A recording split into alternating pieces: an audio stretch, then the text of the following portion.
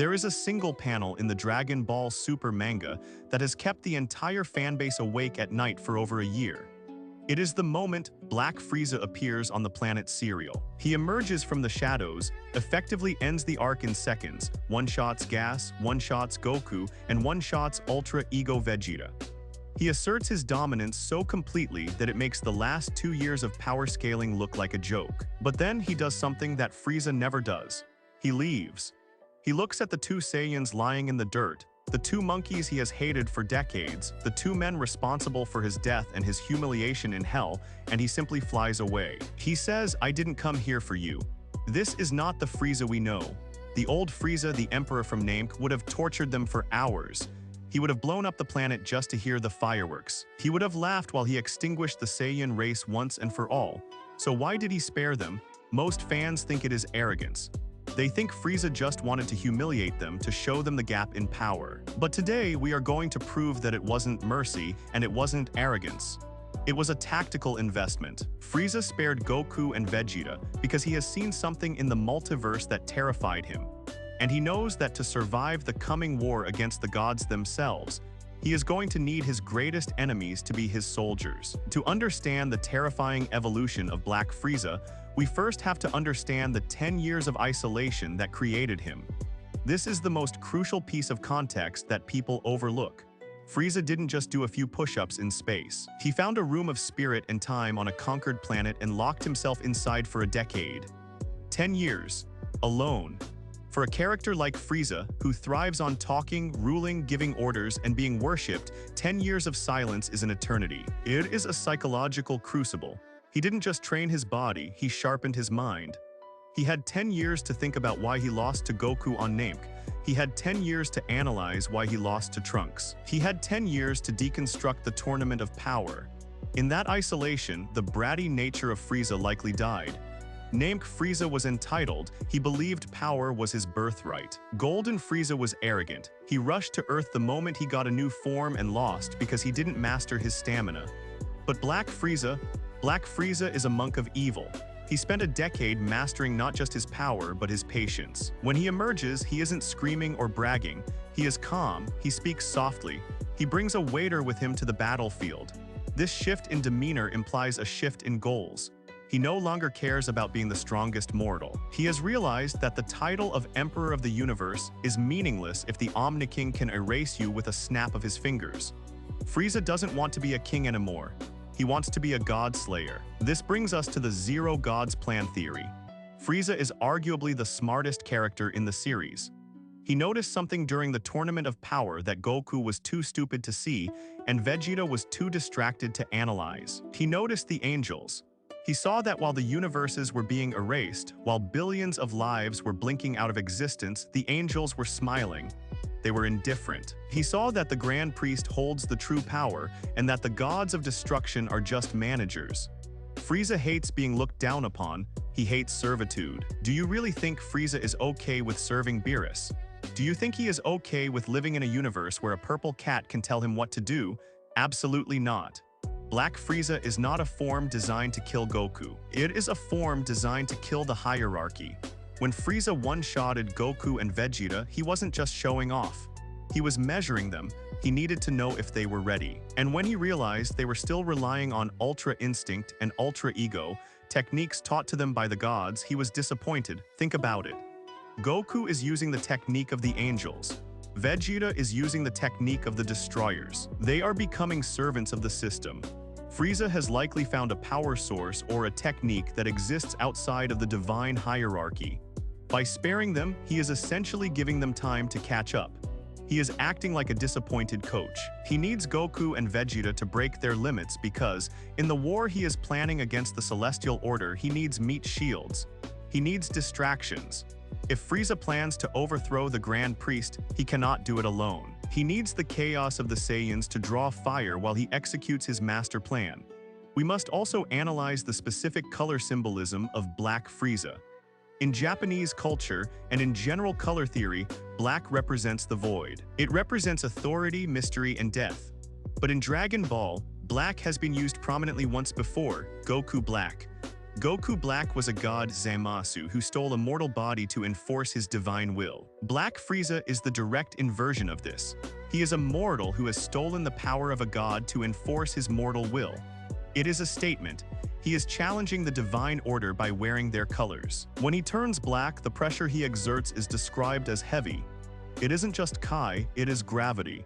He is anchoring himself in reality. By leaving Goku and Vegeta alive, he is effectively saying, I am so far above you that you are not even worth killing. You are ants. This psychological victory destroys Vegeta's pride more than the punch did. Vegeta would have preferred to die in battle. Being ignored, that is the ultimate insult to the prince. But strategically, it keeps Vegeta alive to fight another day. Let's talk about the Zero Mortals plan vs Frieza's Zero Gods plan. Zamasu wanted to kill all mortals because he found them messy and chaotic. Frieza loves mortals. He needs mortals. He needs people to rule over. He needs an economy. He needs an empire to sell planets to. Frieza's enemy is the one thing that stops him from ruling forever, the gods. Beerus is the only reason Frieza doesn't own the universe right now. Beerus is the ceiling. Black Frieza is the weapon created to shatter that ceiling. And who else has a complex relationship with Beerus? Vegeta. Who else wants to surpass Beerus? Goku. Frieza is smart enough to know that the enemy of my enemy is my friend. He is likely banking on the fact that when the time comes to fight the gods, the Saiyans will side with him to protect their universe. It sounds crazy, but think about the Tournament of Power. They worked together. It worked. Frieza is a pragmatist. He is betting on a Team Universe 7 reunion, but this time he will be the captain, not the wild card. Furthermore, we have to consider the context of the Granola arc and why Frieza hates cheaters. The Heaters wanted to be the strongest. Gas wanted to be the strongest. Granola wanted to be the strongest. They all used the Dragon Balls to wish for it. They sacrificed their lifespans to get power they didn't earn. Frieza finds this disgusting. Frieza, ironically, has become the poster child for hard work. He put in the time, 10 years of suffering, 10 years of isolation. When he shows up and kills Gas, the man who wished to be the strongest, Frieza is narratively validating hard work over shortcuts. He kills the fake strongest to prove he is the real strongest. And here is why he spares Goku and Vegeta in that context. They didn't cheat either. Goku and Vegeta train, they break their bodies every day. In a twisted way, Frieza respects them more than he respects Gas or Granola. There is a warrior's code buried deep under that lizard skin. He views Goku and Vegeta as real fighters. He killed the product of magic, Gas, and spared the products of effort, the Saiyans. It creates a strange camaraderie between the three of them.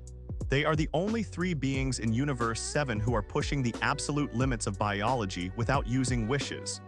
Frieza acknowledges them as his peers, even if he hates them. But what if the reason is even simpler? What if Frieza is just bored? Imagine being the strongest being in existence. Who do you talk to? Who challenges you? The solitude of the time chamber must have been maddening. Goku and Vegeta are the only source of entertainment he has left. If he kills them, the universe becomes a very quiet, very boring place. Frieza loves the game. He loves the chase. He loves the look on Vegeta's face when he realizes he has been surpassed again. Frieza is addicted to the dynamic. He is the Joker to Batman. He can't kill them because he defines himself through them. Without the monkeys, he is just a tyrant in a floating chair. With them, he is a conqueror constantly proving his superiority.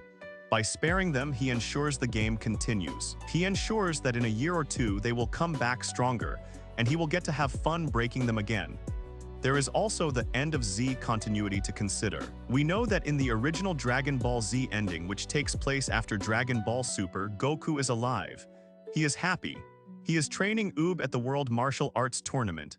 This means, canonically, Frieza cannot kill Goku yet. But Toyotaro and Toriyama, may he rest in peace, were riding around this constraint. By having Frieza spare them, they align the timelines. But it creates a dark implication for the future of the series. It implies that the peace we see at the end of Z is a lie. It is the calm before the storm. It implies that Goku is training Oob not just for a fun tournament, but because he knows Black Frieza is out there. He knows that there is a monster in the dark who chose not to kill him, and that mercy is more terrifying than any death threat. Goku is preparing the next generation because he knows the war with Frieza isn't over. It has just entered a Cold War phase. Let's analyze the dialogue specifically. "I didn't come here for you." This implies he had a different objective. What was it? He came for gas and the heaters. Why? Because they were messing with his business. Frieza is running an empire, he is a businessman. The heaters were trying to usurp his control over the galactic real estate market. He killed them to secure his assets. Goku and Vegeta were just bystanders. This dehumanizes the Saiyans. To Frieza, they were just insects watching him work. You don't go out of your way to step on an ant if it's not biting you. You just walk past it. This dismissal is a sign of his absolute confidence. He turned his back on them. He turned his back on the two strongest Saiyans in history while they were still conscious. He didn't fear a sneak attack. He didn't fear a Kai blast. He knew that even if they attacked him from behind, it wouldn't matter. That is a level of flex that we haven't seen since he first transformed on Namek. We also have to talk about Broly and Gohan Beast. Frieza is smart. He has spies everywhere. He likely knows about Broly. He likely knows that Gohan has awakened a new form on Earth. He knows the universe is filling up with monsters. By sparing Goku and Vegeta, he keeps the power balance in flux. He keeps everyone fighting each other while he sits at the top. If he killed Goku and Vegeta, maybe Broly would train harder to avenge them. Maybe Gohan would snap and become a threat. By leaving them alive but humiliated, he keeps them focused on him, preventing them from finding new paths. It is a control tactic. He wants them chasing his shadow forever, never realizing that he has already moved on to a different game entirely. There is a terrifying possibility that Frieza is waiting for the precise moment to strike the gods. We know that if a Supreme Kai dies, the god of destruction dies. Frieza knows this. He learned this in the future Trunks arc, if he studied the files or simply by observing. He doesn't need to beat Beerus in a fist fight. He just needs to kill Shin. But killing Shin is tricky because Goku and Vegeta protect him. Perhaps Frieza is sparing them so he can manipulate them into leaving Shin vulnerable. Or perhaps he plans to force Goku into a situation where Goku has to let Frieza kill a Kai to save the universe from a greater threat. Frieza is manipulative enough to orchestrate a scenario where the Saiyans are complicit in the death of the gods. Finally, we have to look at the Frieza Force rebuilding process. In the Broly movie, Frieza explicitly states he wants to be taller. He acts like a gag character, but Black Frieza is done with jokes. He is rebuilding his army with efficiency. He is conquering planets at a rate we haven't seen since the King Cold era. He is consolidating resources. Why does he need so many resources if he is already the strongest? Because wars cost money, wars cost fuel, wars cost ships. If he is preparing to wage war on the multiverse, to attack Universe 6 or Universe 11 or the Grand Priest's palace, he needs an infrastructure. He is building a war machine. Goku and Vegeta are merely local insurgents in a galaxy that Frieza intends to turn into a fortress. So, when you look at that panel of Black Frieza flying away, don't see mercy. See an emperor securing his assets. He didn't spare them because he likes them. He spared them because in the 4D chess game he is playing against the multiverse, Goku and Vegeta are his most valuable pawns. They are the chaos agents he needs to distract the authorities while he breaks into the vault. Frieza has evolved from a tyrant who wants to rule a galaxy into a revolutionary who wants to overthrow the heavens. And the scariest part is, Goku and Vegeta don't even know they are being played. They think they need to train to beat Frieza.